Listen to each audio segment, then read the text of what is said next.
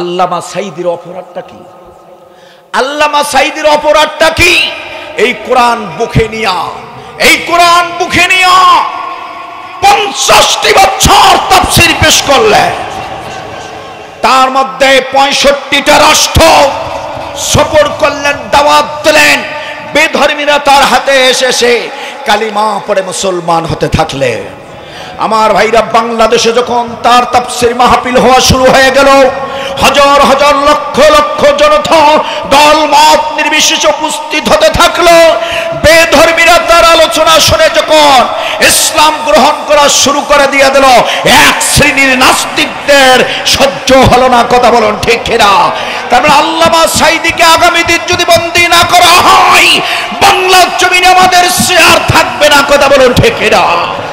এই জন্য আল্লামা সাঈদীকে বন্দী করে তাকে জেনার মামলা, আমার ভাইরা তাকে ডাকাতের মামলা, সন্ত্রাসের মামলা, নারী নবীর মামলা দিয়েছিল, যারা ইবলিস শয়তান অবিশ্বাস করে না। আল্লামা সাঈদীর অপরাধ ছিল, সেটা হলো বাংলার জমিনে তাগুতকে বিদায় করে দিয়া আল্লাহর জমিনে আল্লাহর দ্বীন প্রতিষ্ঠা করার জন্য বিশ্ব নবীজির নবিয়ানা কাজগুলো আমাদের বাস্তবায়ন করার জন্য। কথা বলুন ঠিক না? হুয়াল্লাযী আরসালা রাসূলাহু বিল হুদা ওয়া দীনিল হাক্কি লিইয়ুযহিরাহু আলা দ্বীনি কুল্লিহি ওয়ালাউ কারিহাল মুশরিকুন। আল্লাহু আকবার বলুন। নাহমাদুহু ওয়া নাস্তাঈনুহু ওয়া নাস্তাগফিরুহু ওয়া নাউযু বিল্লাহি মিন শুরুরি আনফুসিনা ومن سيئات أعمالنا من يهدي الله فلا مضل له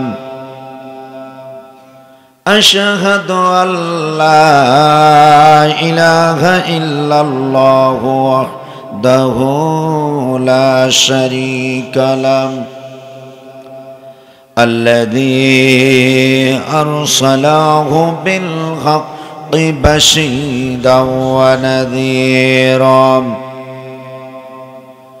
وداعيا إلى الله بإذنه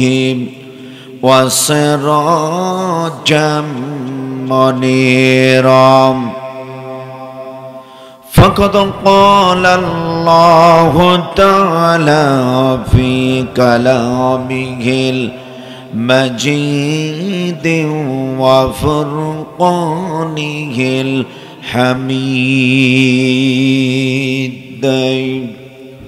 সকলে জবান খুলে প্রশাসিত কণ্ঠ দিয়ে এক যোগে এক বাক্যে আমার সাথে ভাবে পড়ুন, আউযু বিল্লাহি মিনাশ শাইতানির রাজীম। বিসমিল্লাহির রাহমানির রাহিম।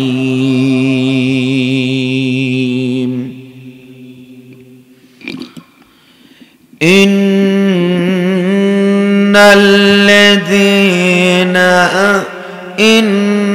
الذين قالوا ربنا الله ثم استقاموا فلا خوف عليهم ولا هم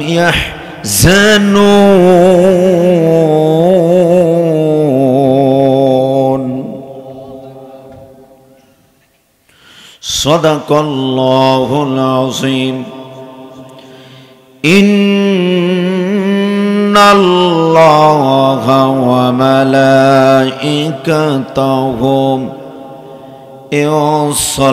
يصلون على النبي يا أيها الذين آمنوا صلوا عليه وسلموا تسليما لما اللهم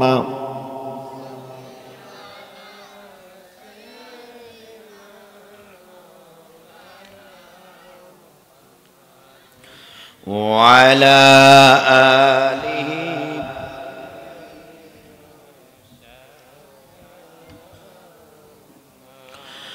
हुनाए फुल तो बुलबुल का तरन्नुम भी न हो जमने दहर में गलियों का तबस्सुम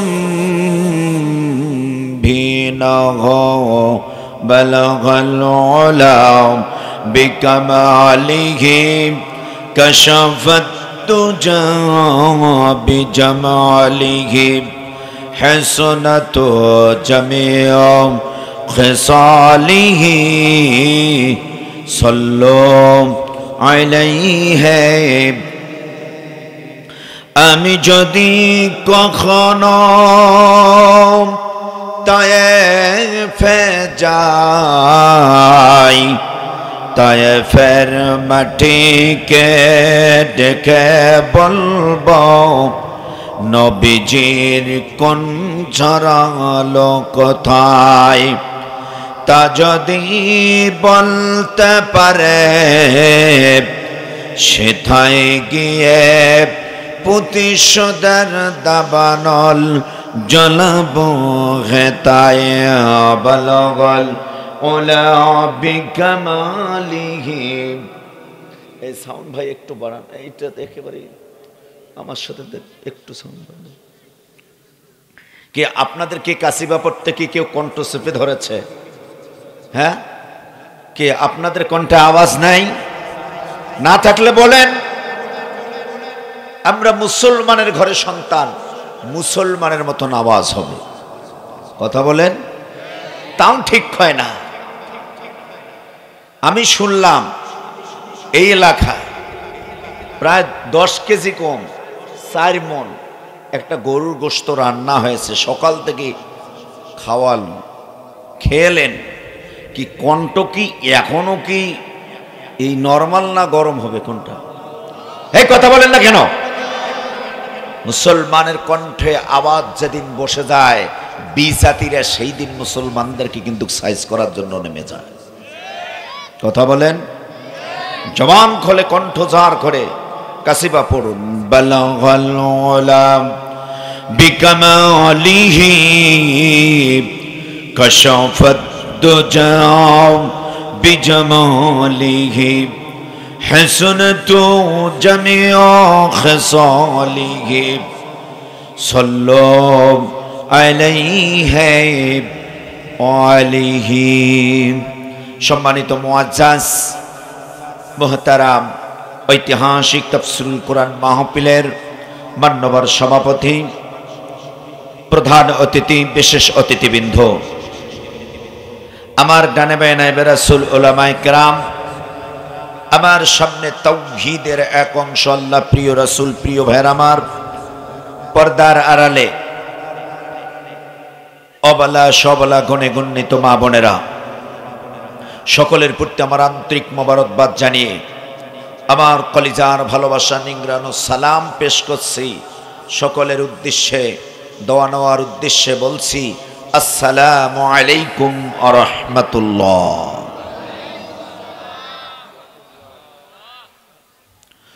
লাখ কোটি দরুদ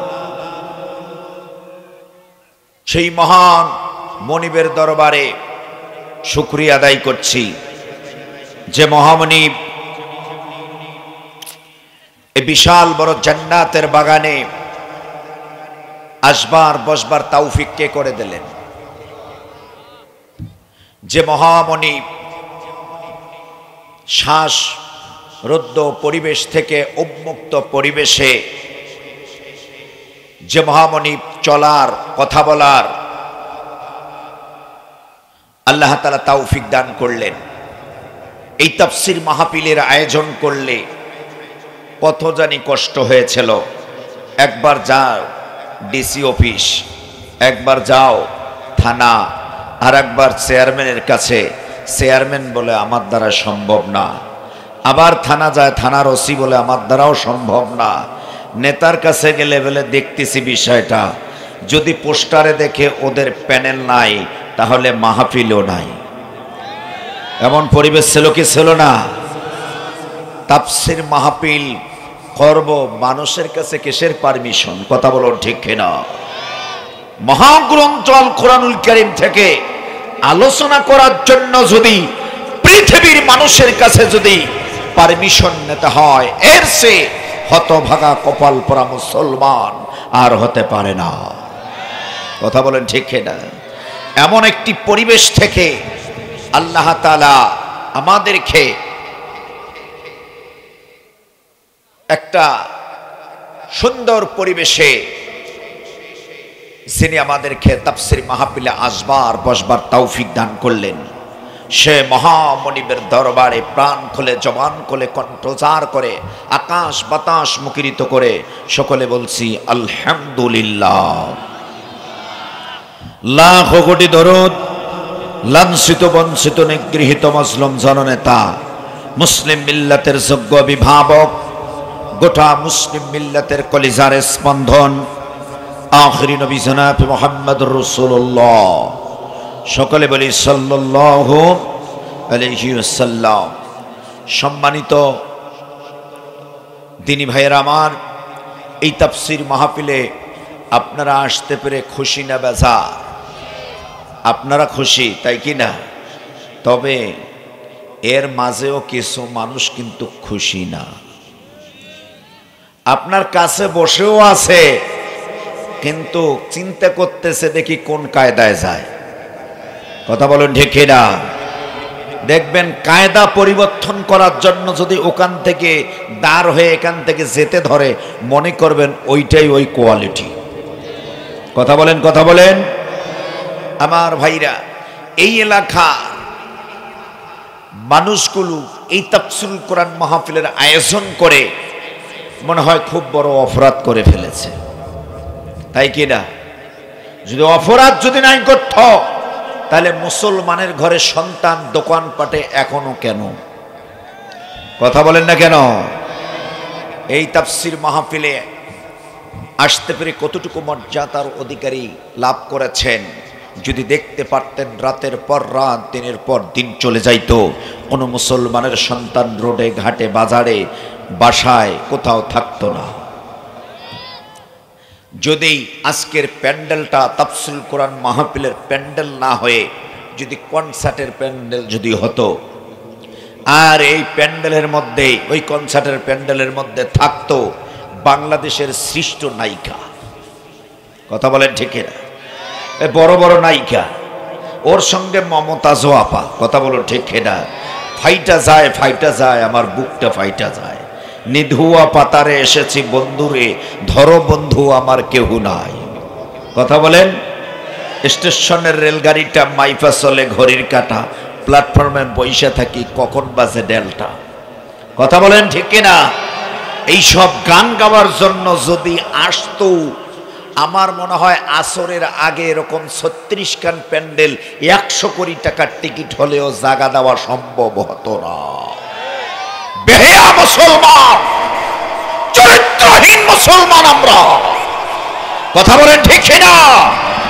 আজকে গানের জন্য পাগল।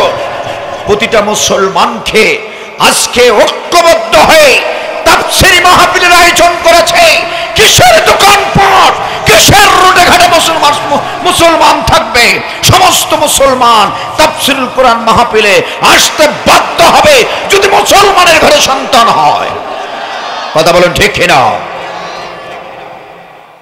সম্মানিত ভাইরা আমার, সবচেয়ে বড় দুঃখের ইতিহাস, তাফসীর মাহফিলে এসে দোকানপাট নিয়ে ব্যস্ত থাকে, অথচ তাফসীরুল কোরআন মাহফিলে যখন এসে বসবে, ওই গানের প্যান্ডেলে গেলে কি সওয়াব হবে? টাকা দিয়ে বরং আরো গোনা কিনে নিলেন। কথা বলো ঠিক কিনা? এই জান্নাতের বাগানে আসতে পেরে আপনারা যে কতটুকু সওয়াবের অধিকারী হয়েছেন যদি দেখতে পারতেন। রাতের পর রাত, দিনের পর দিন চলে যাইতো, কোনো মুসলমানের সন্তান এই প্যান্ডেল থেকে উঠতো না। কতটুকু মর্যাদার অধিকারী হয়েছেন আমি কোরআন দিয়ে বলছি। আল্লাহ রাব্বুল আলামিন বললেন, ওয়া ইযা কুরিয়াল কুরআনু ফাসতামিউ লাহু ওয়া আনসিতু লাআল্লাকুম তুরহামুন। আল্লাহু আকবার বলুন। আল্লাহ রাব্বুল আলামিন বললেন, বান্দারা, তোমাদের সামনে যখন আমার কোরআনুল কারীম উপস্থিত করা হয়, প্রেজেন্ট করা হয়, তোমাদের সামনে যখন আমার কোরআনুল কারীম তেলাওয়াত করা হয়, তোমরা চুপ মেরে শোনো, বাস্তব জীবনে আমল করার চিন্তা গবেষণা করো। আল্লাহ রাব্বুল আলামিন বললেন, তোমাদের প্রতি আমার আসমান থেকে সাকিনা বরকত নাজিল হতে থাকবে।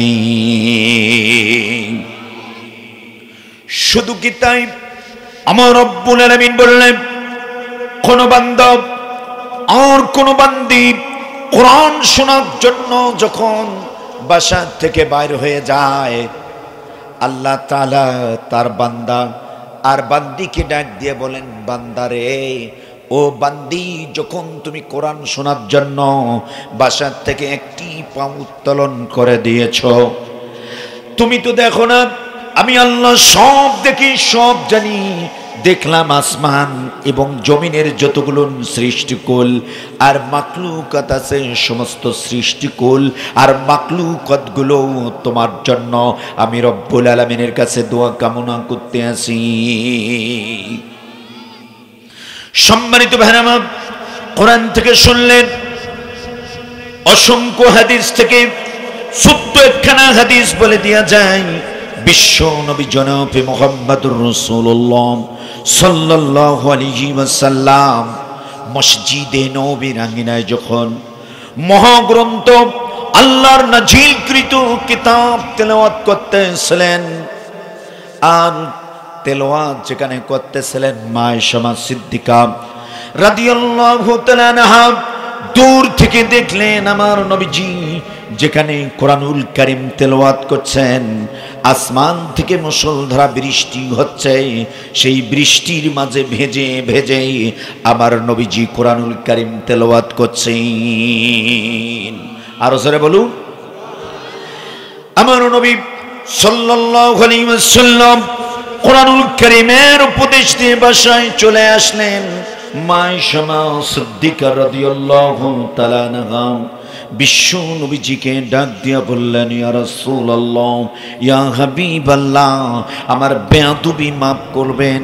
আমি দেখলাম মসজিদে নববীর আঙ্গিনায় যখন কোরআনুল কারীম তেলাওয়াত করছিলেন, আসমান থেকে মুষলধারা বৃষ্টি হচ্ছিল, সেই বৃষ্টির মাঝে ভেজে ভেজে আপনি কোরআনুল কারীম তেলাওয়াত করছিলেন, আর ভেজে ভেজে সাহাবীরা আপনার কণ্ঠে কোরআনুল কারীম শুনছেন।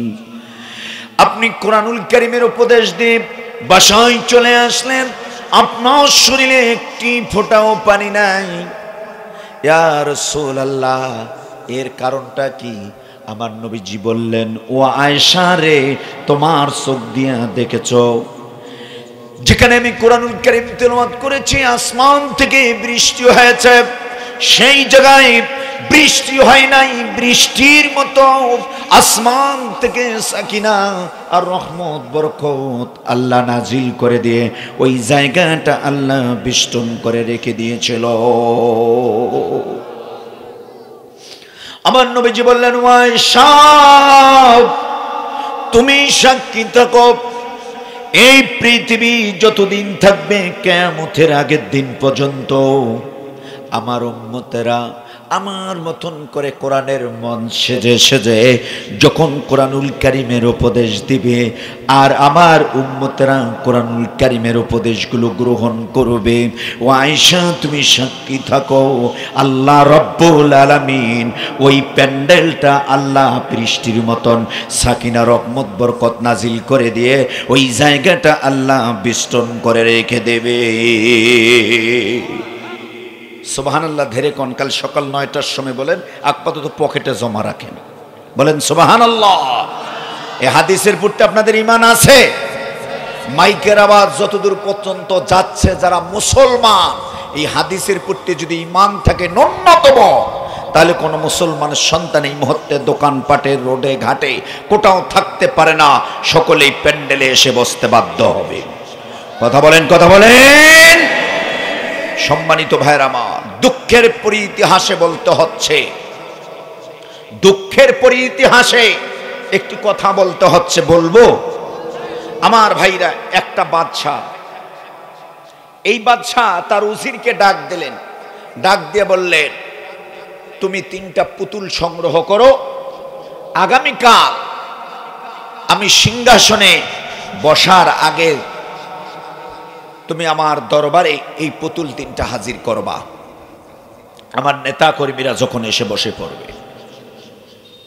আমার ভাইরা, বাদশা তার সিংহাসনে বসলেন, উজিরকে ডাক দিলেন, উজির এইদিকে আসো। আসলো, বললেন, পুতুল নিয়ে আসছো? বলে, হ্যাঁ। নেগেটিভই নিয়েন না, কথাটা অন্যদিকে যাচ্ছে।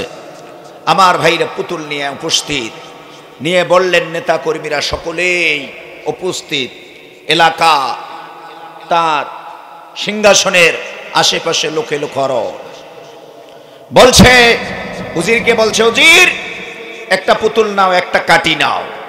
কাঠিটা নেওয়ার পরে বললেন, এক কান দিয়ে কাঠিটা ঢুকাও। এক কান দিয়ে কাঠিটা ঢুকালেন, অন্য কান দিয়ে কাঠিটা বাইর হয়ে গেলেন। বাদশা বললেন, কি কাঠি ঢুকাইছো? বলছে, জি জাহাপানা, এক কান দিয়ে ঢুকাইছে, আর এক কান দিয়ে বাইর হয়ে গেছে। বলে, এই পুতুলটা আলাদা জায়গায় রাখো, দ্বিতীয় পুতুলটা নাও।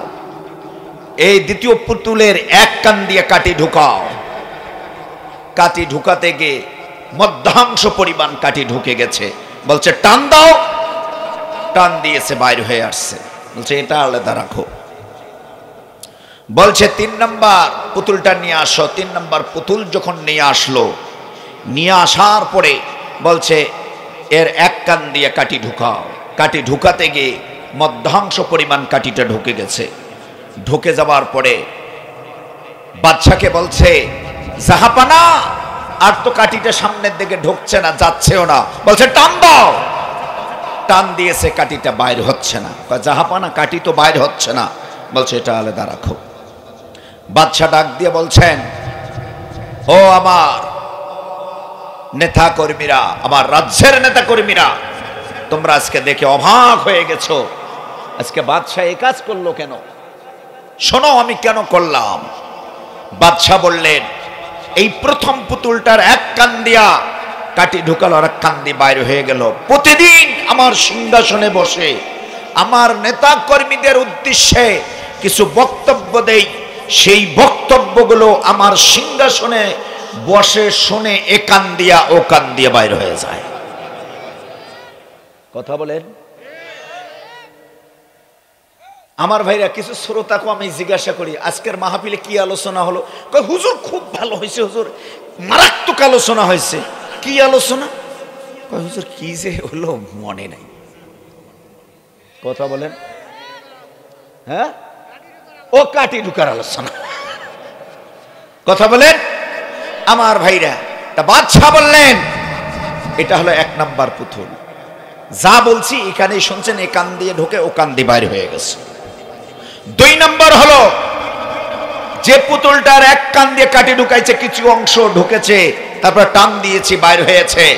এটার উদ্দেশ্য হলো, আমার সিংহাসনে বসে যে বক্তব্যগুলো নেতা কর্মীদের উদ্দেশ্য বক্তব্য দেই, এই সিংহাসন পর্যন্ত তাদের স্মরণ থাকে। সিংহাসনের বাহিরে গেলে কি যে বলল আল্লাহই ভালো জানে। কথা বলেন, কথা বলেন। বাদশা বললেন, এটা হলো 2 নম্বর পুতুলের কাজ। 3 নম্বর পুতুল হলো, কাটি ঢুকাইছি, কাটি ঢুকার পরে অর্ধেক অংশ ঢুকার পরে আর বাইর হচ্ছে না, টান দিয়াও। এটার উদ্দেশ্য হলো, এই কাঠিটা ঢুকছে, বাইর হলো না, এর কারণটি হলো, যে সিংহাসন থেকে যে বক্তব্যগুলো দেই, যে আলোচনাগুলো করি, যে নির্দেশনাগুলো দিচ্ছিলাম, সেই নির্দেশনাগুলো এক শ্রেণীর কর্মীরা সেটা শ্রবণ করলো, মাথায় অ্যাকসেপ্ট করলো, গ্রহণ করলো। গ্রহণ করার পরে পরের দিন সকালবেলা এই কথাগুলো অনুযায়ী সে রাখছে, কাজ করতে থাকে, কাজে রূপান্তরিত করে, বাস্তবে রূপান্তরিত করে। এটা হলো সঠিক কর্মীর কাজ। কথা বলেন ঠিক কিনা? আমরা তাফসীর মাহফিলে এসেছি, এখান থেকে কিছু নিয়ে যাব আগামীকাল। এই কথাগুলো, এই বিধান দিয়ে আগামী দিন তা পরিচালনা করার জন্য চেষ্টা করব। রাজি আছি তো ইনশাআল্লাহ? কেউ নড়াচড়া করবেন?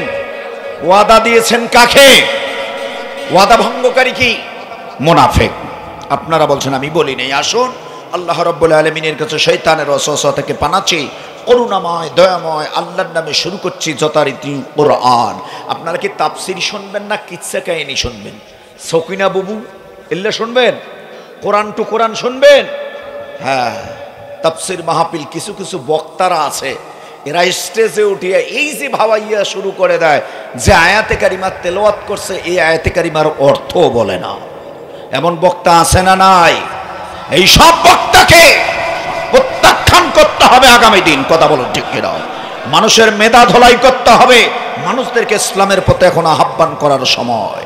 আসুন তো দেখি, সকলে আমার সাথে পড়ুন, আউযু বিল্লাহি মিনাশ শাইতানির রাজীম, বিসমিল্লাহির রাহমানির রহিম।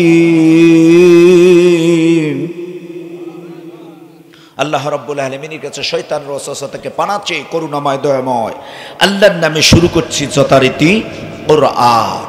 আপনাদের সামনে মহাগ্রন্থ কোরআনুল কারীমের 46 নম্বর সূরা, সূরাতুল আহকাম। সূরাতুল আহকাম তেলাওয়াত করেছি একটি মাত্র আয়াতে কারিমা। এই সূরার ভেতরে আয়াত সংখ্যা হচ্ছে 35টি, রুকু হচ্ছে 4টি। এই সূরাটি নাজিল হয়েছে মক্কায়। আলোচনা মুখস্থ করে যেতে হবে। কোরআনুল কারীমের কত নম্বর সূরা? 46 নম্বর সূরা। সূরার নাম হলো সূরাতুল আহকাম। এই সূরার ভেতরে আয়াত সংখ্যা হচ্ছে 35টি, রুকু হচ্ছে 4টি। এই সূরাটি নাজিল হয়েছে মক্কায়। মক্কার অবস্থা ভালো ছিল মনে হয়। আমার ভাইরা, বিশ্বনবী সাল্লাল্লাহু আলাইহি ওয়াসাল্লাম জন্ম থেকে শুরু করে মৃত্যু পর্যন্ত, মৃত্যুর আগের দিন পর্যন্ত এই 63 বছর জিন্দেগিকে 3 ভাগে বিভক্ত করা হয়েছে। কয় ভাগে? 3 ভাগে বিভক্ত করানো হয়েছে। এক ভাগ হলো জন্ম থেকে 40 বছর, 40 বছর থেকে 41 বছর থেকে শুরু করে 13 বছর হলো মাক্কি জীবন। 13 বছর কি জীবন? মাক্কি জীবনে। মাক্কি জীবনে আমার নবীজিকে মানে খুব আদর করছিল, আদর করছে, যত্ন করছে, খাইতে দিছে। আমার ভাইরা, যখন বিশ্বনবী সাল্লাল্লাহু আলাইহি ওয়াসাল্লামের উপর যখন মহাগ্রন্থ আল কোরআনুল কারীম যখন নাজিল হলো, এই নাজিলকৃত কিতাব যখন আমার নবীজি মক্কার জমিনে উপনে প্রকাশ করতে থাকলেন, আবু জাহিল, উতবা, শাইবা, ওলীদ ইবনে মুগীরার অবস্থা কিন্তু ভালো হলো না। কথা বলেন ঠিক না? আবু জাহিল, উতবা, শাইবা, ওলীদ ইবনে মুগীরার সবচেয়ে বড় দুশমন হলেন আমার নবীজি। আমার নবীজিকে তারা বলল জাদুকার, আমার নবীজিকে বলল গণক, আমার নবীজিকে বলল নারীলুবি, আমার নবীজিকে বলল জিনাঘর। কথা বলেন ঠিক না? এ বলেই শেষ করে নাই। মক্কার জমিনে আবু জাহিল, উতবা, শাইবা, ওলীদ ইবনে মুগীরা বিশ্ব নবীজির কণ্ঠকে রোধ করার জন্য আমার নবীজির উপর শত জুলুম, নির্যাতন, স্টিমুলার চালিয়ে শুধু শেষ হন নাই, তাকে জেলখানার মধ্যে বন্দী করে রেখেছিলেন। ওই জেলখানার মধ্যে আমার ভাড়া খাইতে দেন নাই। আমার নবীজি লতা পাতা খাওয়ার কারণে আমার নবীজি পায়খানা হয়েছিল ছাগলের পায়খানার মতো। কথা বলুন ঠিক কিনা? আমার নবীজির উপর যেমন জুলুম নির্যাতন, সাহাবায়ে কিরামদের উপর তেমন জুলুম নির্যাতন, স্টিমুলার গুম খুন করার পরে আমার নবীজি সাহাবায়ে কিরাম যখন ঈমানের উপর অটল থাকে, ধৈর্য ধারণ করতে থাকলো, আল্লাহ রাব্বুল আলামিন বিশ্ব নবীজি সহ সাহাবায়ে কিরামদেরকে মক্কা থেকে মদিনায় হিজরত করালেন। কথা বলেন, কথা বলেন। আমার নবীজি মদিনায় গিয়ে কি রাষ্ট্রপ্রধান হয়েছিল? রাষ্ট্রপ্রধান হন নাই। যখন আমার নবীজি মদিনায় চলে গেলেন, আমার আল্লাহ তাআলা ডাক দিয়ে বললেন, হে নবী, এখন তোমার কাজ হলো মক্কার জমিনে তুমি দিবালোকে ইসলামের দাওয়াত দিতে পারো নাই, প্রকাশ্যে তুমি ইসলামের দাওয়াত দিতে পারো নাই, প্রকাশ্যে মানুষদেরকে ইসলামের পথে আহ্বান করতে পারো নাই। মদিনায় এসেছো, তোমার আর শত্রু নাই, তোমাকে কেউ বাধা দিতে পারবে না। এই মুহূর্তের জন্য তুমি মানুষের দ্বারে দ্বারে, মানুষের কাছে কাছে, মানুষের ঘরে ঘরে তুমি ইসলামের দাওয়াত দিতে থাকো। যখন ৯৯% মুসলমান মদিনার মাটিতে হয়ে যাবে, তখনই তুমি মদিনার রাষ্ট্রপ্রধান হয়ে যাবা। আরো জোরে বলুন। আমার ভাইরা, মক্কা আর মাদানী জীবনের চিত্র দেখলে মনে হয় বাংলার জমিনের অবস্থা। কথা বলেন ঠিক কিনা? 15.5 বছর, যেমন 13 বছর বিশ্বনবীর উপর চলছিল জুলুম, নির্যাতন, স্টিমুলার, ঠিক 15.5 বছর আমাদের উপর চলেছিল জুলুম, নির্যাতন, স্টিমুলার। আমরা প্রকাশ্যে ইসলামের দাওয়াত দিতে গেলে আমাদেরকে নিয়ে যেত জেলে ধরে। কথা বলুন ঠিক কিনা? আমাদের ভাইরা তাগুতের বিরুদ্ধে কথা বললেন, আমাদের উপর চালাইছে জুলুম, নির্যাতন, স্টিমুলার। আমার ভাই, আমি মিজানুর রহমান জিহাদিকে 4 মাস 8 দিন জেল খাটানো হয়েছে। শুধু জেল খাটিয়ে শেষ করে নয়, আমাকেও রিমান্ডে নেওয়া হয়েছিল। যারা ইসলামের কথা বলেছে তাদেরকেই জেলবন্দি করে রেখেছিল জুলুম, নির্যাতন, স্টিমুলার। ইসলামী আন্দোলনের কর্মীদেরকে গুম খুম আমার ভাইরা করানো হয়েছিল। কথা বলুন ঠিক কিনা? ফাঁসির মঞ্চ ঝুলানো হয়েছিল। কথা বলেন, কথা বলেন। আল্লাহ তাআলা বললেন, 15.5 বছর পরে তোমাদেরকে আমি কোরআনের জন্য বাংলাদেশকে স্বাধীন করলাম। আল্লাহু আকবার বলুন। আল্লাহ তাআলা এখন ডাক দিয়ে বলতেছেন, এ বাংলার মুসলমানেরা, এখন তোমাদের কাজ হলো দল মত নির্বিশেষে, কে কওমি, কে আলিয়া, কে চরমনাই, কে চা, কে আটরশি, কে ফুরফুরা, কে জামাতি ইসলাম, এটা দেখার সুযোগ নাই। দল মত নির্বিশেষে মানুষের দ্বারে দ্বারে, মানুষের কাছে কাছে তোমরা ইসলামের দাওয়াত দিতে থাকো। যখন 95% মুসলমান কোরআনের ছায়া তলে আসবে, হোটেলে ইসলামের কথা শোনা যাবে, অটোতে ইসলামের কথা শোনা যাবে, তখন তোমরা ভোট দিবা। এমন এক ব্যক্তিকে তোমরা নির্বাচিত করবা, যে ব্যক্তি মসজিদের মেম্বারে বক্তব্য দিতে পারবে, যে মসজিদের মেম্বারে খুতবা দিতে পারবে, যে মসজিদে ইমামতি করতে পারবে, এমন এক ব্যক্তিকে নির্বাচিত করে আগামী দিনে এই কোরআনকে সংসদ ভবনে পাঠাতে চাই। কারা কারা? 2 হাত তুলে দেখাই তারা।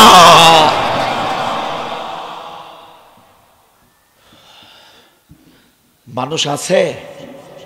আছে? আমার মনে হয় না। তাকবীরের স্লোগান হবে তাগুতের কলিজা ছেদ হওয়া তাকবীর। কথা বলেন ঠিক কিনা? আমার ভেরা, মুসলমানের কোনো তরবারি, কোনো বন্দুক, লাঠির দরকার নাই। সর্বোচ্চ বন্দুক, হাতিয়ার, লাঠি হলেন কি? লিল্লাহে তাকবীর। আল্লাহু আকবার বলুন। সম্মানিত ভাইয়েরা আমার, তাহলে এই হলো আমরা মক্কি জীবন থেকে মাদানী জীবনে পড়েছি। আল্লাহ রাব্বুল আলামিন বললেন, এখন তোমাদের কাজ কি, তোমাদের দায়িত্ব কি? আল্লাহ তাআলা বলছেন কোরআনুল কারীমের ভিতরে, আল্লাহ রাব্বুল আলামিন বিশ্ব নবীজির উপর সূরাতুল আহকামের 13 নম্বর আয়াত কারিমা নাজিল করে দিয়ে নবীজিকে বললেন, এই মেসেজটা, এই দাওয়াতটা আপনি তাড়াতাড়ি করে পৌঁছাই দিয়ে দেন। ইন্নাল্লাযীনা ক্বালু রাব্বুনাল্লাহু সুম্মাস্তাকামু,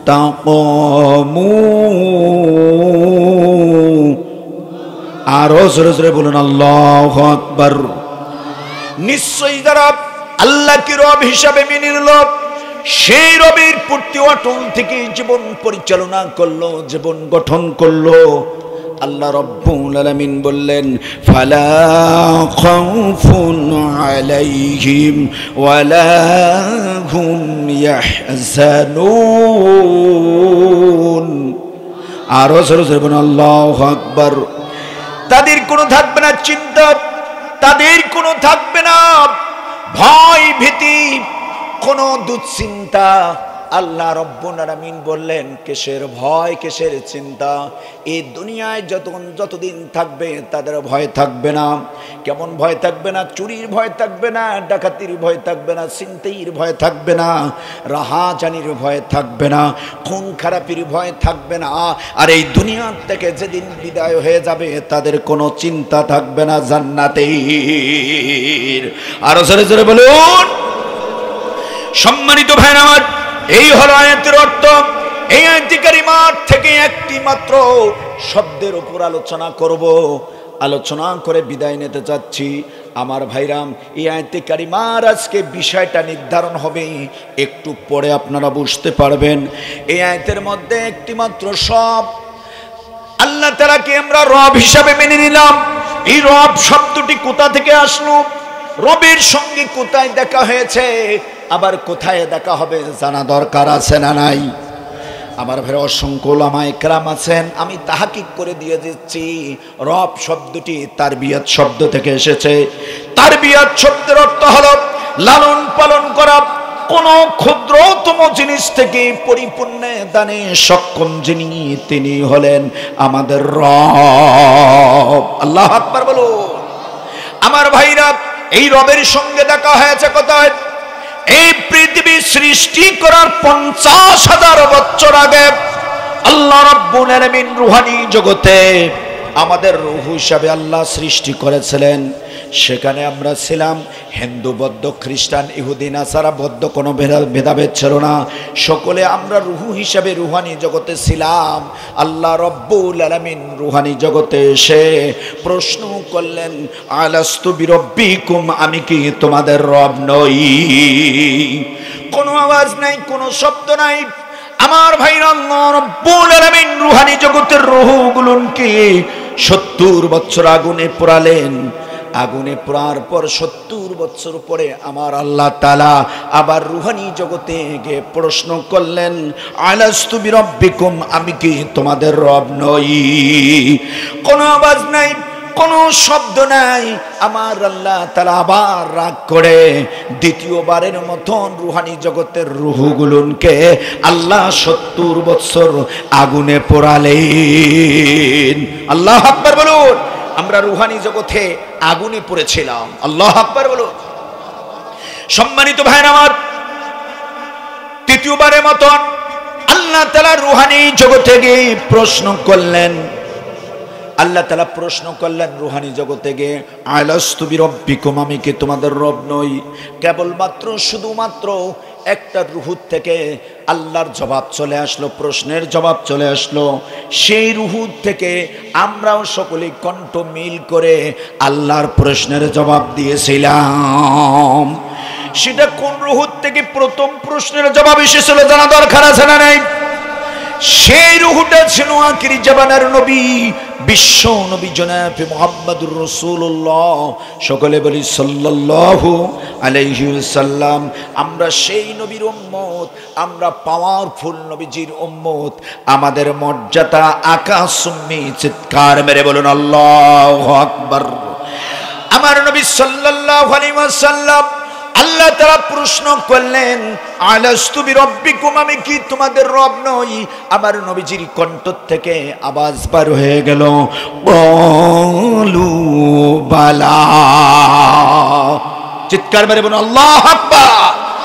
আমরা বিশ্ব নবীজির সঙ্গে কণ্ঠ মিল করে আল্লাহর প্রশ্নের জবাব দিয়েছিলাম, বলু বালা, জি আপনি আমাদের রব। আল্লাহ তাআলাকে যখন আমরা রব হিসেবে মেনে নিলাম, আল্লাহ তাআলাকে রব হিসেবে মেনে নেওয়ার পর আল্লাহ তাআলা বললেন, আমার বান্দারা আমাকে রব হিসেবে মেনে নিল। আইনদাতা, বিধানদাতা, রিজিকের মালিক, হায়াতের মালিক, সব কিছুর মালিক যদি রুহানি জগতে আল্লাহর সঙ্গে আমরা চুক্তি করলাম, আমার বেলা যখন চুক্তি হয়ে গেল, ঠিক আল্লাহ তাআলা বললেন, এবার বান্দারা যদি রব শব্দটি ধারাবাহিকভাবে না পেয়ে যায়, বান্দা হতাশ হয়ে যাবে। এই জন্য আল্লাহ রব্বুল আলামিন রব শব্দটিকে ধারাবাহিকতা রাখার জন্য কোরআনুল কারীমের প্রথম আয়াতে কারিমা আল্লাহ নাজিল করে দিলেন। সকলে একটু জবান খুলে আমার সাথে পড়ুন, ইকরা বিসমি বিকাল্লাযী খালাক। আল্লাহু আকবার বলো। যিনি তোমাকে সৃষ্টি করেছেন সেই প্রভুর নামে তুমি আয়াতে কারিমা তেলাওয়াত করো। আল্লাহু আকবার বলো। যে রব তোমাকে সৃষ্টি করেছেন সেই রবের নামে তেলাওয়াত করুন, পড়ুন। বলুন তো এখানে রব আছে না নাই? আছে না নাই? আমার ভাই আল্লাহ রাব্বুল আলামিন বললেন বান্দা কুরআন নাজিলে রব পেয়ে গেল, কিন্তু এই বান্দা কুরআনুল কারীমের প্রথম সূরা সূরাতুল ফাতিহা তেলাওয়াত করতে গিয়ে যদি রব না পেয়ে যায় বান্দা হতাশ হয়ে যাবে। এইজন্য আল্লাহ রাব্বুল আলামিন কুরআনুল কারীমের প্রথম সূরা সূরাতুল ফাতিহার প্রথম ওয়ার্ডের মধ্যে আল্লাহ রব সেট করে দিলেন। সকলে আমার সাথে পড়ুন আলহামদুলিল্লাহি রাব্বিল আলামিন। আরো জোরে বলুন। কি ভালো লাগতেছে না আমার ভাইরা? আর কিছু না হোক, তেলাওয়াত তো হচ্ছে। আল্লাহু আকবার বলুন। আমার ভাইরা, আল্লাহ রাব্বুল আলামিনের এই অধিকারের অর্থ হলো সমস্ত প্রশংসা একমাত্র রবের জন্য। কার জন্য? সমস্ত প্রশংসা একমাত্র হলো রবের জন্য।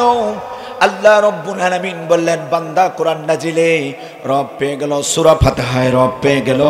এই বান্দা যখন গোটা কোরআনুল কারীম তেলাওয়াত করতে যাবে, বান্দা যদি রব ধারাবাহিকতা না পায় যায় বান্দা হতাশ হয়ে যাবে।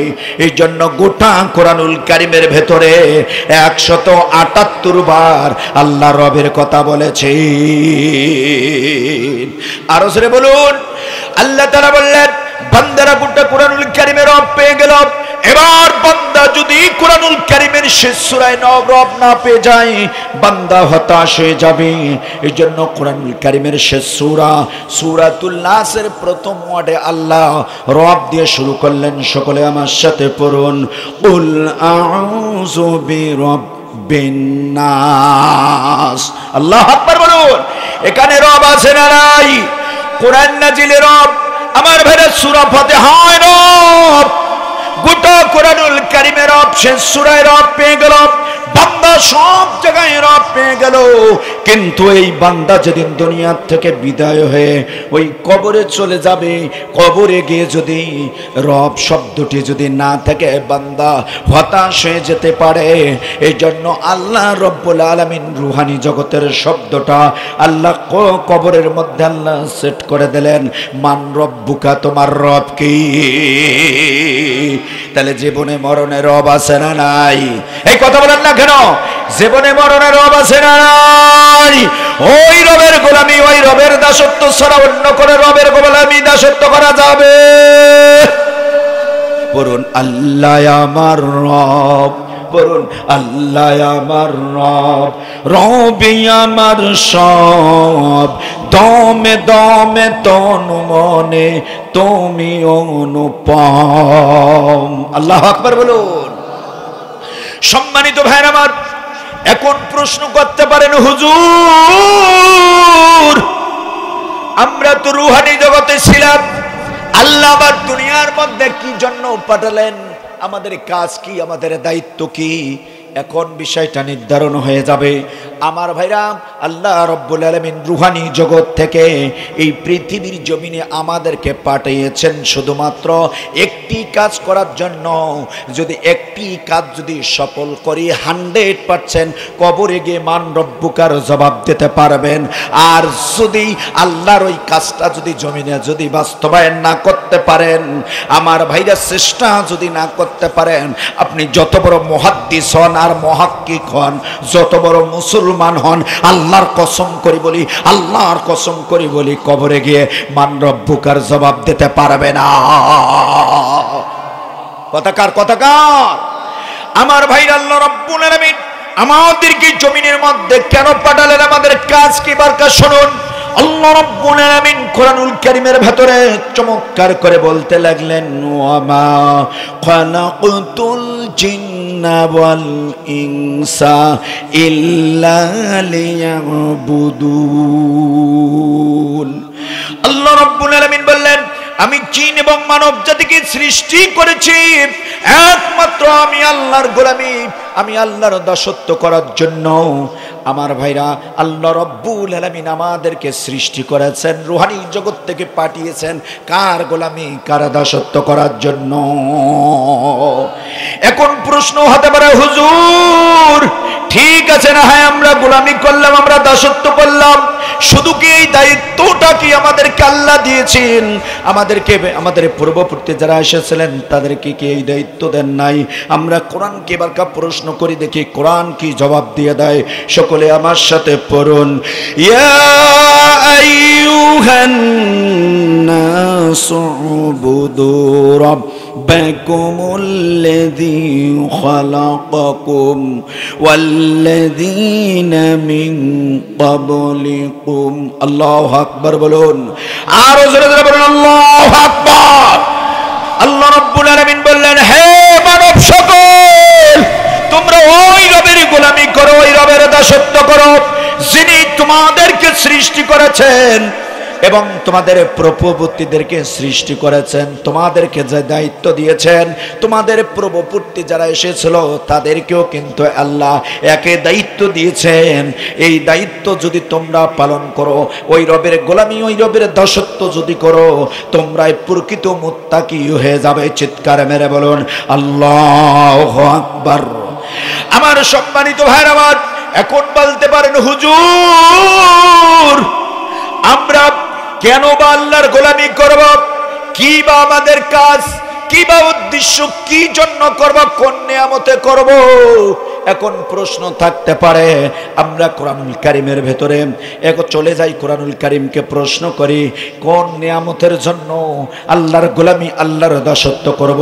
আল্লাহ রাব্বুল আলামিন কোরআনুল কারীমের ভেতরে চমৎকার করে বললেন, কাইফা তাকফুরুনা বিল্লাহি ওয়া কুনতুম আমওয়াতান ফাহইয়াকুম সুম্মা ইউমীতুকুম সুম্মা ইউহয়ীকুম সুম্মা ইলাইহি তুরজাউন। আরো জোরে জোরে বলুন আল্লাহু আকবার। আল্লাহ রাব্বুল আলামিন বললেন, কাইফা তাকফুরুনা, হে বান্দা তুমি কেমনে আমি আল্লাহর সঙ্গে তুমি কুফরি করো? তুমি ছিলা প্রাণহীন, তোমার কোনো আকার ছিল না, কোনো চিহ্ন ছিল না, তুমি ছিলা মৃত্যু, তোমার কোনো কিছুই ছিল না। আমি রব্বুল আলামিন তোমার আকার দিলাম, তোমার চিহ্ন দিলাম, তোমাকে প্রাণ দান করলাম। চিৎকার মেরে বলুন সুবহানাল্লাহ। আমার ভাইরা, কেমনে প্রাণ পেলাম? মায়ের গর্ভে 4 মাস, 4 মাস যেদিন পূর্ণ হয়ে যায়, একদিন আগেও না পরেও না, আমাদের বডি স্ট্রাকচারটা আল্লাহ রাব্বুল আলামিন যখন তৈরি করলেন, তৈরি করার পর ওই রুহানি জগৎ থেকে একটা রূহ ধরে মায়ের গর্ভে ওই বডি স্ট্রাকচার মধ্যে আল্লাহ সেট করে দিলেন। সেট করে দেওয়ার সঙ্গে সঙ্গে 4 মাস যেদিন পূর্ণ হয়ে যায়, সেই দিনেই ওই বাচ্চাটা মায়ের গর্ভে নড়াচড়া করে। আল্লাহু আকবার বলুন। এবার বাচ্চা যখন নড়াচড়া শুরু করে দিল, বাচ্চা যখন এদিক সেদিক মায়ের পেটে শুরু করে দিল, এবার বলুন তো ওই বাচ্চার খানার প্রয়োজন আছে না নাই? এই কথা বলতে হবে, খানার প্রয়োজন আছে না নাই? আপনার বাড়ির পাশের মেম্বার, চেয়ারম্যান, এমপি, মন্ত্রী ওই বাচ্চা মায়ের গর্ভে কি খাবে একটা বার ওকে চিন্তা করেছে নাকি? এই কথা বলেন না কেন? চিন্তা করেছে? চিন্তা করে নাই। আমার ভাইরা, মায়ের গর্ভে কি খাবে নিজের মা, নিজের আব্বাও কোনোদিন চিন্তা করে নাই। চিন্তা করেছেন কে? আরো জোরে বলতে হবে কে? আমার ভাইরা, চিন্তা করেছেন ওই মহামণি মায়ের কলিজা থেকে একটা তার বাইর করে সন্তানের নাভির সঙ্গে সেট করে দিলেন। তার খাবারের প্রয়োজন যতটুকু প্রয়োজন আল্লাহ মায়ের থেকে তাকে খাওয়াইতে লাগলেন। এবার বলবেন, হুজুর নাবি দিয়ে আল্লাহ কেন খাওয়ালেন? বাচ্চার তো মুখ আছে। আল্লাহ তাআলা মায়ের গর্ভে হায়েজ নিপাজের নাপাক জিনিসগুলো আল্লাহ তাআলা সন্তানের মুখের জন্য লাগালেন না। সন্তানের মুখটা হলো পবিত্র মহাগ্রন্থ আল কোরআনুল কারীম তেলাওয়াত করার জন্য। এই জন্য আল্লাহ রাব্বুল আলামিন মুখ দিয়ে না খাওয়ে নাভি দিয়ে খাওয়ালেন, মুখটাকে সুরক্ষিত রেখে দিলেন আল্লাহর কোরআন পড়ার জন্য। আমার ভাইরা, যখন এই সন্তানটা মায়ের গর্ভে 4 মাস 8 দিন 10 দিন 15 দিন 6 মাস 9 মাস 10 মাস 10 দিন যেদিন পূর্ণ হয়ে যায়, আল্লাহ রব্বুল আলামিন মায়ের গর্ভের থেকে ওই সন্তানটাকে পৃথিবীতে নিয়ে আসেন। নিয়ে আসার পরে যখন টোয়া টোয়া শব্দ করলো, ওই বাচ্চাটার বলুন তো এবার খাবারের প্রয়োজন আছে না নাই? আমার ভাইরা, মায়ের গর্ভের থেকে ওই সন্তানটা বার হয়, কি খাবে? আপনার বাড়ির পাশে মেম্বার, চেয়ারম্যান, এমপি, মন্ত্রী, কোন নেতা, পাতি নেতা, সেন্টু নেতা কোনদিন চিন্তা করেছে নাকি? এই কথা বলেন না কেন? চিন্তা করেছে? চিন্তা করেন নাই, চিন্তা করেছেন আমার আল্লাহ। আমার ভাইরা, কি খাবেন? মায়ের বুকের স্তনের মধ্যে আল্লাহ খালা রিজার্ভ করে দিয়েছেন। আমার ভাইরা, সন্তানটা যখন টোয়া টোয়া শব্দ করলো, মায়ের কোলে যখন বুকের মধ্যে সন্তানটা দিয়ে দিল, স্তনের বুটের মধ্যে যদি একটা ছিদ্র থাকতো, বাচ্চা দুধ চুষার সঙ্গে সঙ্গে ওই খোকা বাচ্চা, ছোট্ট বাচ্চাটার শ্বাস কণ্ঠ বন্ধ হয়ে মারা যেত। আল্লাহ রব্বুল আলামিন কত মায়া করলেন, কত মেহেরবানি করলেন। আমার ভাইরা, ওই মায়ের স্তনের বুটের মধ্যে আল্লাহ একটা ছিদ্র না দিয়া 32টা ছিদ্র দিলেন। বাচ্চা চোষার সঙ্গে টোপ টোপ করে যেন বাচ্চার মুখ দিয়া দুধটা পেটের মধ্যে চলে যায়। আরো জোরে জোরে বলুন আল্লাহু আকবার। আমার ভাইরা, এখন মায়ের কোলে সন্তানটা হেলায় গুলায় বড় হতে থাকলো। সন্তানের নাম হলো আব্দুর রহিম, আব্দুল জব্বার, আব্দুল করিম। কথা বলুন ঠিক কিনা? এই সন্তানটা যখন বড় হয়ে যায়, আল্লাহ তাআলা বললেন, বান্দারে, তোমার মায়ের গর্ভের থেকে বাইর করে এসে তোমার মায়ের বুকের খাবারের দুধ তোমাকে পান করে বড় বড় করে আমার এই দুনিয়ার রিজিকগুলো তোমাকে খাওয়ে খেয়ে বড় করলাম, তোমাকে মেধা দিলাম, তোমাকে যোগ্যতা দিলাম।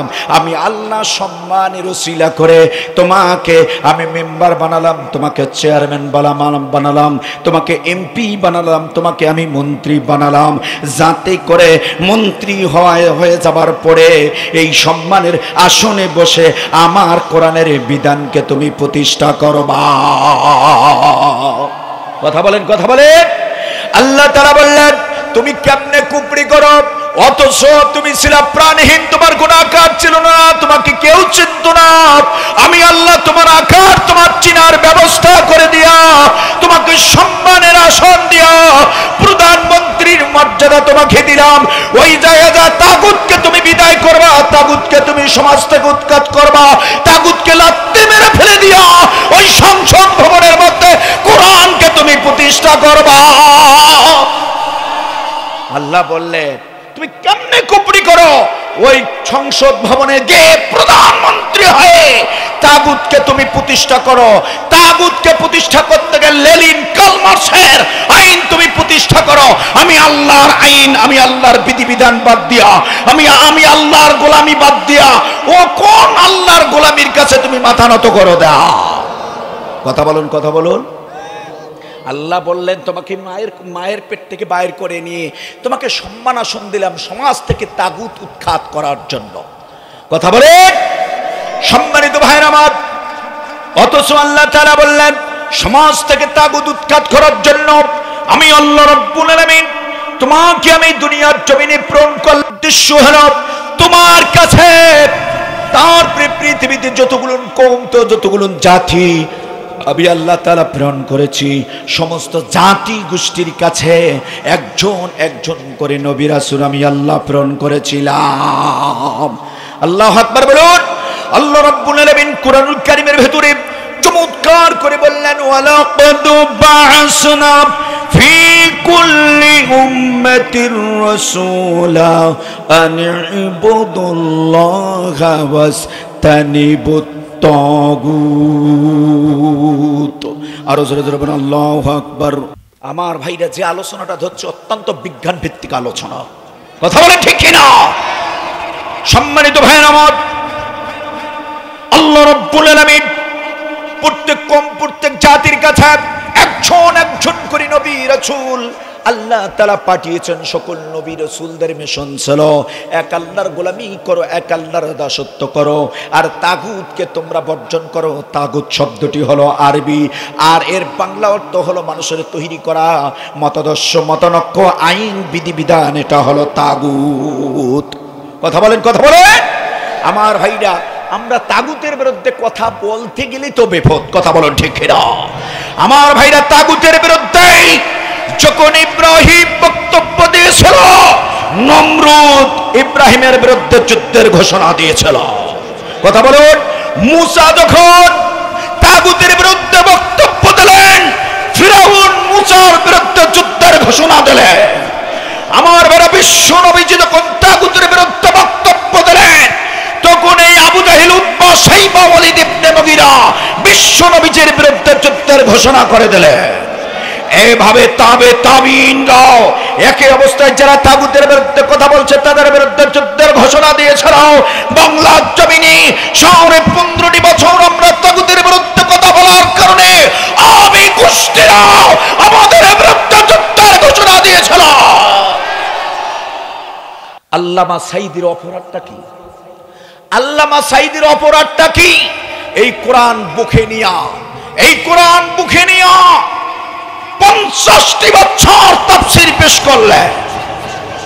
তার মধ্যে 65টা রাষ্ট্র সফর করলেন, দাওয়াত দিলেন। বেধর্মীরা তার হাতে এসে কালিমা পড়ে মুসলমান হতে থাকলেন।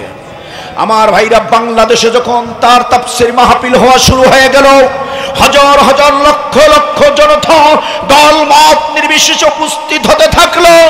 বেধর্মীরা তার আলোচনা শুনে যখন ইসলাম গ্রহণ করা শুরু করে দিয়ে দিল, এক শ্রেণীর নাস্তিকদের সহ্য হলো না। কথা বলুন ঠিক কিনা? তারপরে আল্লামা সাঈদীকে আগামী দিন যদি বন্দী না করা হয়, বাংলার জমিনে আমাদের শেয়ার থাকবে না। কথা বলুন ঠিক কিনা? এই জন্য আল্লামা সাঈদীকে বন্দী করে তাকে জেনার মামলা, আমার ভাইরা তাকে ডাকাতের মামলা, সন্ত্রাসের মামলা, নারী নবীর মামলা দিয়েছিল, যেটা ইবলিস শয়তান অবিশ্বাস করে না। আল্লামা সাঈদীর অপরাধ ছিল, সেটা হলো বাংলার জমিনে তাগুতকে বিদায় করে দিয়া আল্লাহর জমিনে আল্লাহর দ্বীন প্রতিষ্ঠা করার জন্য বিশ্ব নবীজির নবিয়ানা কাজগুলো আমাদের বাস্তবায়ন করার জন্য। কথা বলুন ঠিক কিনা? হুয়াল্লাযী আরসালা রাসূলাহু বিল হুদা ওয়া দীনিল হাক্কি লিইয়ুযহিরাহু আলাদ দীনি কুল্লিহি ওয়ালাউ কারিহাল মুশরিকুন। আল্লাহু আকবার বলুন। আল্লাহ রাব্বুল আলামিন নবীদেরকে আল্লাহ প্রেরণ করেছেন, আল্লাহর দ্বীনের হক সহকারে এই দুনিয়ার জমিনে প্রেরণ করেছেন। মানুষের তৈরি করা যতগুলো দিন আছে, যতগুলো বিধান আছে, সমস্ত বিধিবিধানগুলো লাত্তি মেরে ফেলে দিয়া আল্লাহর জমিনে আল্লাহর দ্বীন প্রতিষ্ঠা করার জন্য বিশ্বনবী যে আছে, তাহলে এই কাজটা কার? এই কার? এখন কাজটা হলো আমাদের। যদি এই ফরজ কাজ করতে না পারি, তাহলে আল্লাহর আদালত আমাদেরকে জবাবদিহি করতে হবে। সম্মানিত ভাইরা আমার, কার কাছে জবাবদিহি করতে হবে? এই কথা বলেন না কেন? আমাদের জবাবদিহি কর্ম কেমন করি? আমাদের তো মেধা, আমাদের যোগ্যতা থেকে আমাদের বুকটাকে, আমাদের মেধাটাকে অন্যদিকে কালচার করে নিয়ে গেছে। কথা বলুন ঠিক কিনা? কথা বলেন, কথা বলেন। অন্যদিকে চলে যাওয়ার কারণেই আমাদের আদর্শ থেকে আমরা দূরে সরে গেছি। একটু উদাহরণ দিব। আমার ভাইরা, আপনাদের এইদিকে মুরগিরা ডিম পাড়া, মুরগি চেনেন আপনারা?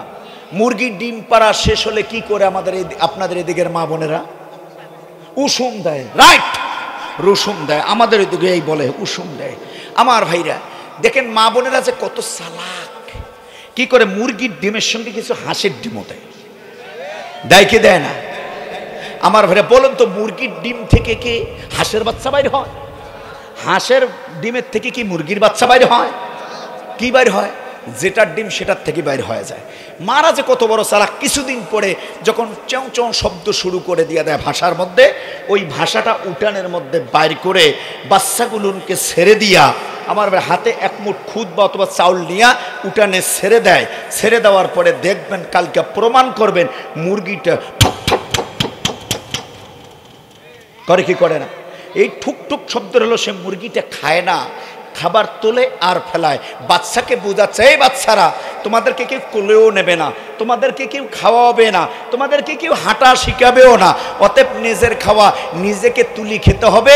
তোমার মা যেমন করে খায় তোমরাও এরকম করে খাওয়া শেখো।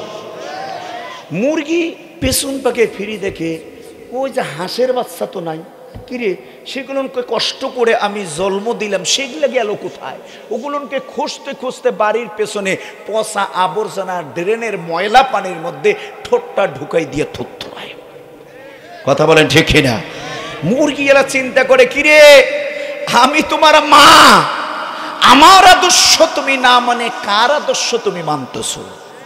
কথা বলেন, কথা বলেন। এই কথাটা বলবার কারণ আমি হাসির জন্য বলি না, এর ভারে এতটা গুরুত্বপূর্ণ জিনিস আছে, সামনে আরো কিছু পাবে।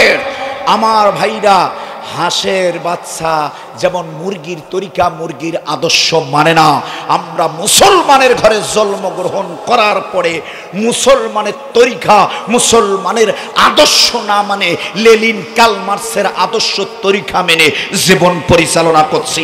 এরা হাঁসের বাচ্চার চাইতো নিকৃষ্ট। এরা কি হাঁসের বাচ্চার চাইতো নিকৃষ্ট, জঘন্য?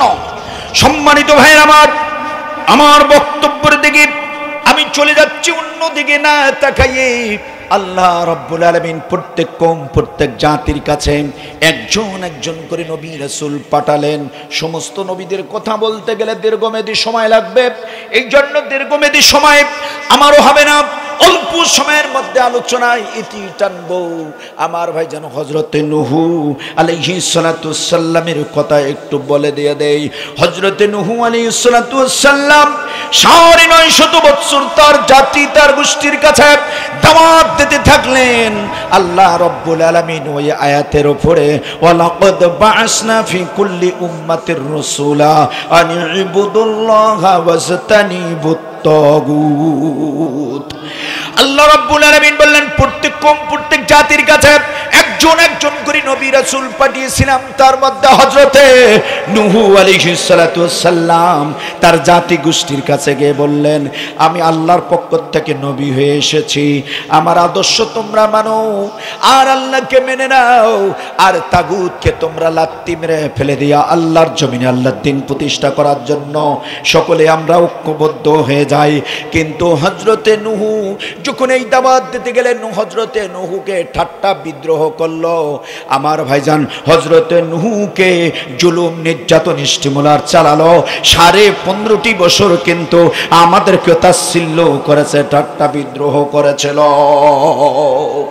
করে নাই? আমাদেরকে দেখলে বলবি কি কথা বলেন, কথা বলেন, কি হয় নাই? এইভাবে বলেন, এই বলবি কি হয়েছে, কথা বলেন। আসলাম স্টেজে আসার আগে কয়ে বলবি ওয়াজ করেন, ভালো কথা, তবে এইটা সারি এইটা করুন। কথা বলেন ঠিক কিনা? হয় নাই, কয় নাই? আজকে তারা কোথায়? হ্যাঁ, ইন্ডিয়া। এই শুনবে না কেমনে ইন্ডিয়ায়? কথা বলেন ঠিক কিনা? সম্মানিত ভাইয়ের আমার, হযরতে নূহ আলাইহিস সালাতু ওয়াসসালাম ৯৫০ বছর দাওয়াত দেওয়ার পরে যখন শেষ মুহূর্তে অনেক ঘটনা, এখান থেকে একটা ছোট পয়েন্ট বাড়ি করার জন্য ঘটনার দিকে অগ্রসর হয়েছি। আমার ভাইরা, হযরতে নূহ আলাইহিস সালাতু ওয়াসসালাম ৯৫০ বছর দাওয়াত দিলেন। দাওয়াত দেওয়ার পরে আমার ভাইরা তার শরীরে যখন থুথু নিক্ষেপ হয়ে গেল, আমার ভাইরা থুথু যখন চলে আসলো, হযরতে নূহ আলাইহিস সালাতু ওয়াসসালাম আল্লাহ তাআলার দরবারে দোয়া করলেন, আল্লাহ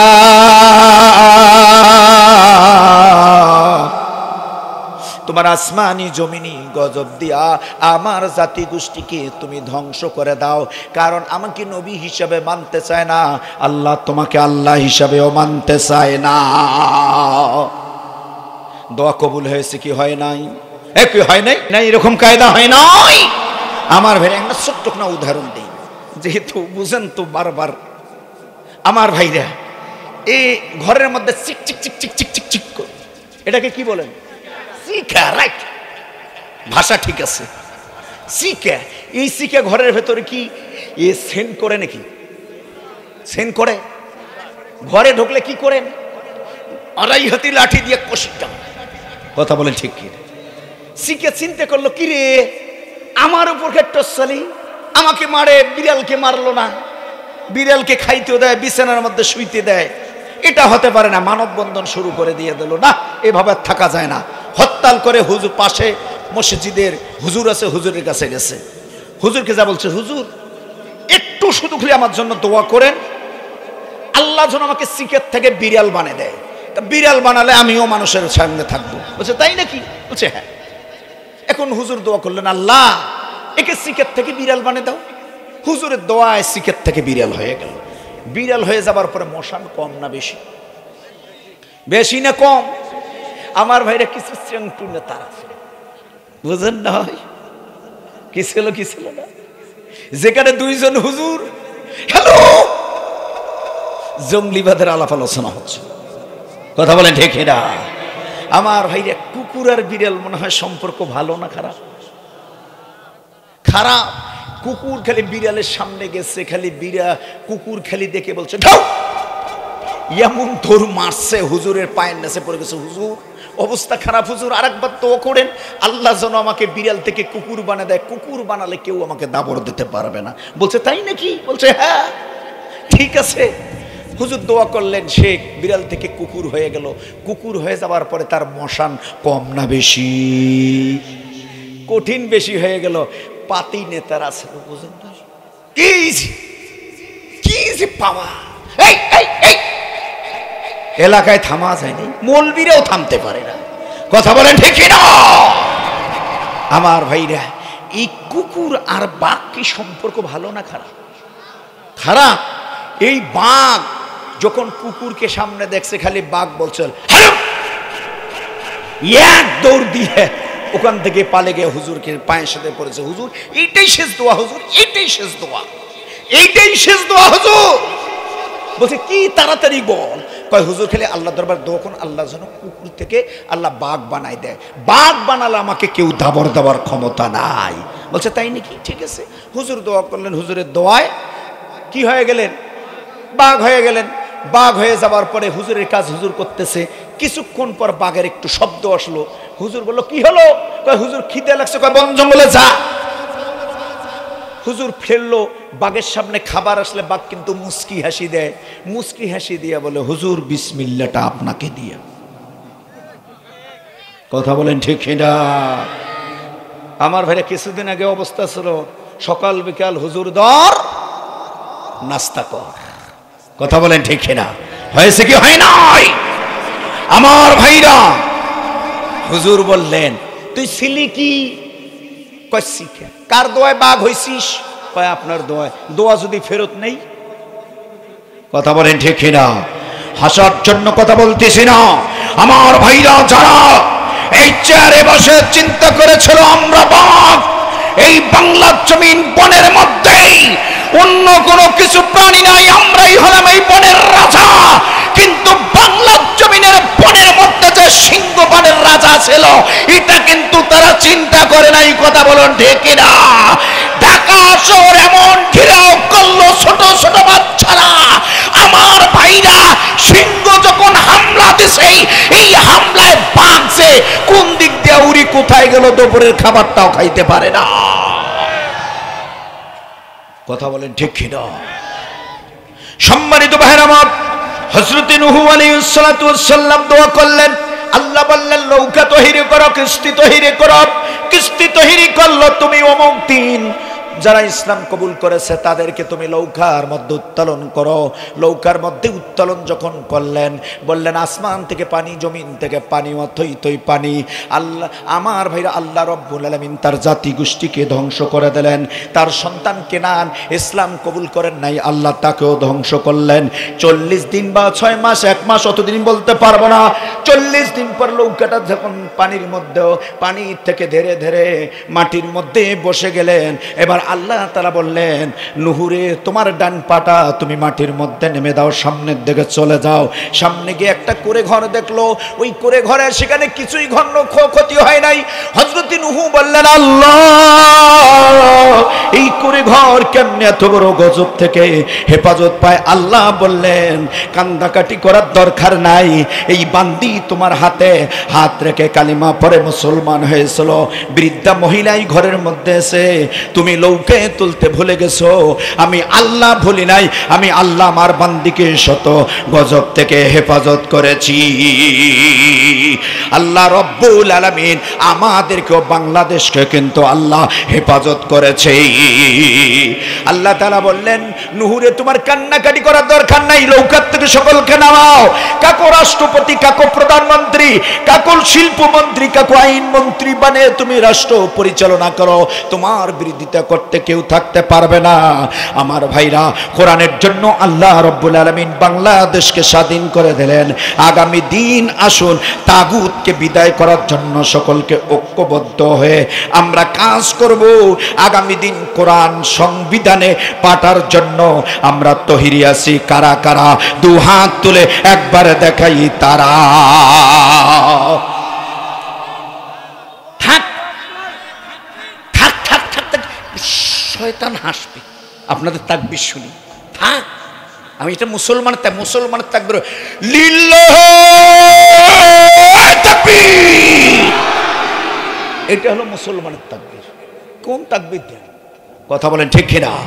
আমার ভাইরা, যখন আল্লাহ তাআলার জমিন আল্লাহ তাআলা আমাদেরকে প্রেরণ করেছেন আল্লাহর তাগুতকে বিদায় করে আল্লাহর জমিন আল্লাহর দ্বীন কায়েম করার জন্য, রুহানি জগৎ থেকে আমাদেরকে পাঠিয়েছেন। আমরা যদি আল্লাহর জমিনে যদি তাগুতকে বিদায় করার প্রচেষ্টা, চেষ্টা, সাধনা যদি করি, এইটা হলো সবচেয়ে বড় ফরজের বড় ফরজ। এই কাজটা যদি করি তাহলে কবরে গিয়ে মান রব্বুকা এর জবাব দিতে পারবো। কথা বলেন ঠিক কিনা? সম্মানিত ভাইরা আমার, মদিনার বিশ্বনবী সাল্লাল্লাহু আলাইহি ওয়াসাল্লাম রাষ্ট্রপ্রধান হয়ে গেলেন, 10 বছর রাষ্ট্র পরিচালনা করলেন। 10 বছর উপর রোমান বাহিনীরা মানতে থাকলো না। রোমান বাহিনীর নবীজিকে বললেন 10 বছর আপনার আইন দিয়ে চলছে, এবার আমাদের আইন দিয়ে চলতে হবে। 10 বছর উপর যখন এই বক্তব্য দিলেন, আমার নবীজি তাদের সাথে কোনো মোকাবেলা করলেন না। না করে বিশ্ব নবীজি মসজিদের নববীর সামনে এসে বললেন, সাহাবীরা কে কোথায় আছো, তাড়াতাড়ি আসো, মদিনার জমিনেই ইসলাম থাকবে, ইসলাম দিয়ে রাষ্ট্র পরিচালনা হবে, তোমরা কি চাও? বললেন জি জি, যতক্ষণ শরীরে জীবন আছে, দেহে জীবন আছে, চোখের পাতা যতক্ষণ পর্যন্ত চলবি ততক্ষণ পর্যন্ত বাতিলের সঙ্গে আমরা মোকাবেলা করব। মোকাবেলা করে মদিনার জমিতে কোরআনের সংবিধানটাকে রাখবো। আমার নবীজি বললেন রোমান বাহিনীদের সঙ্গে যুদ্ধ করার জন্য, কোরআনকে টেকে রাখার জন্য তোমাদের জাগতিক সম্পত্তিগুলো আমার রুমালে দান করে দাও।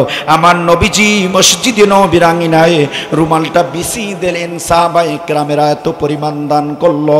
দান করার সঙ্গে সঙ্গে আমার নবীজি ঠিক 2 হাত দিয়ে এভাবে দানগুলো নাড়াচাড়া করতে থাকলেন। আমার ভাইরা, নাড়াচাড়া করতে গিয়ে আমার নবীজি বললেন, আল্লাহর দরবারে সবচেয়ে বেশি দান কবুল হয়েছে হযরতে আবু বকর সিদ্দিক রাদিয়াল্লাহু তাআলা আনহুর। চিৎকার মেরে বলুন আল্লাহু আকবার। আমার ভাইরা, হযরত আবু বকরের যখন দানের কথা শুনলেন, ওমর একটু মন খারাপ। ওমর হলেন 28-29 বছরের যুবক। কথা বলে ঠিক কিনা? এইখানে যুবক কারা কারা আছে একটু হাত তোলেন তো দেখি। এই হাত তোলেন। আপনারা বিয়ে করছেন? হ্যাঁ, বিয়ে না করলে আগামীকাল যদি বিয়ের বয়স হয়ে বাবা মাকে বলবেন তাড়াতাড়ি বিয়ে দেন, শীতকাল। কথা বলুন ঠিক কিনা? এই তোমাদের মতন যুবক দিয়ে ইসলাম প্রতিষ্ঠিত হয়েছে। কথা বলুন ঠিক কিনা? তোমাদের মতন ছিল হযরত ওমর। আল্লাহর নবীজি কি বললেন? একটু মন খারাপ। আমার নবীজি বললেন, ওমর তুমি কি দান করেছো রে ওমর, কি দান করেছো? বললেন, ইয়া রাসূলুল্লাহ, আমার জাগতিক সম্পত্তিকে 2 ভাগ করে 1 ভাগ আপনার রুমালে দান করে দিয়েছি। আলীকে ডাক দিয়ে বললেন, আলী তুমি কি দান করেছো?